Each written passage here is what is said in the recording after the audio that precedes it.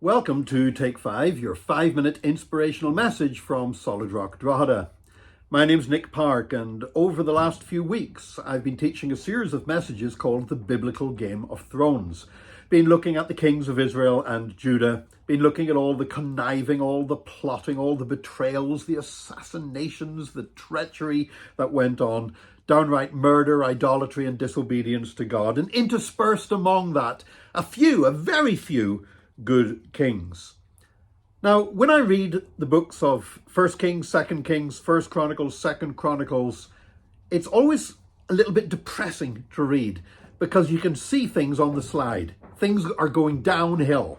And the further they go downhill, the more wicked it becomes. It gets closer and closer to the kingdom of Israel, splits into two, Israel and Judah. And the northern kingdom of Israel gets carried away into captivity by the Assyrians. The southern kingdom of Judah eventually carried away by the Babylonians.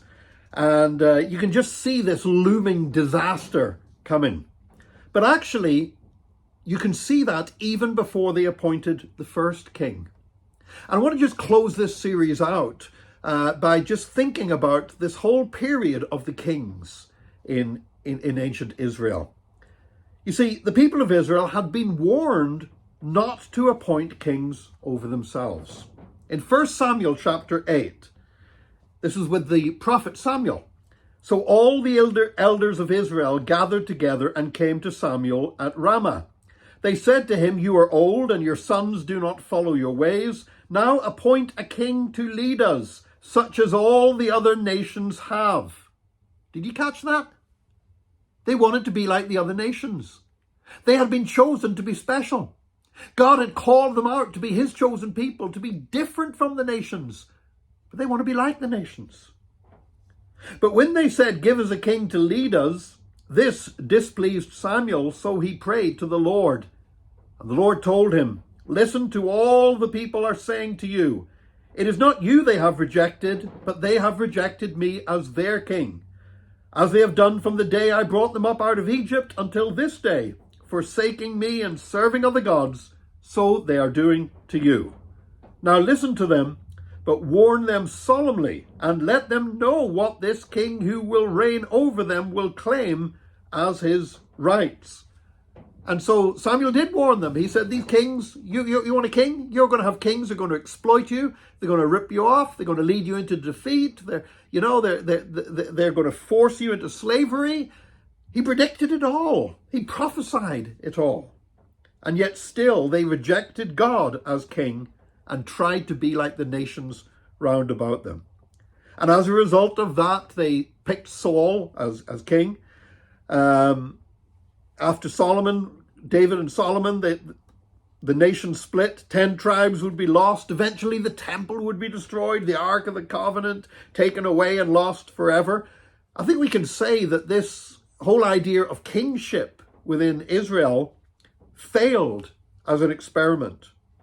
Out of the 42 kings and 1 queen that we have looked at in this series, only 7 or possibly 8 could be called good kings. The reason why there's a bit of doubt there is, do we class Solomon as a good king or a bad king? I mean, he started off really well, started off with such great wisdom that we'd probably like to classify him among the good kings, but he also began to worship false gods and introduced idolatry as well, brought by all the queens and concubines that he had because he couldn't control his own passions. And so Israel's history, out of 42 kings and 1 queen, only 7 or 8 kings could be described as good. The rest of them were bad kings. And if you look at Israel's history from when they moved into the promised land under Joshua, so before then, of course, we've got Abraham, we've got the patriarchs, we've got the exile in Egypt. So, I mean, you've already got like hundreds of years before then, before Joshua led them into the land. But then you've got a period of time under the judges, you've got rule under governors, sometimes ruled by foreign rulers. So of the approximately 1400 years that Israel would spend in the promised land, from the conquest under Joshua until the destruction of Jerusalem by the Romans in 70 AD, in all those 1400 years, The period of the kings was actually a minority, just about less than 500 years out of those 1400 years that they would be in the land. And yet God used this failed political experiment to raise up David and to point the way to the promised seed of Abraham and the promised seed of David. And in the end, we need to understand that God works even in our national and political messes. There's no such thing as a Christian country. We waste our time trying to create one. We commit idolatry when we think God has somehow made our nation particularly blessed and the greatest nation on earth and all that stuff. No, we're just another. Whether you're American, English, Irish, German, Nigerian, whatever, we're just another country in a long line of kingdoms, republics, empires, and federations. They all rise and fall. They all have their games of thrones. But in the midst of our human messes, God is at work, fulfilling his purposes.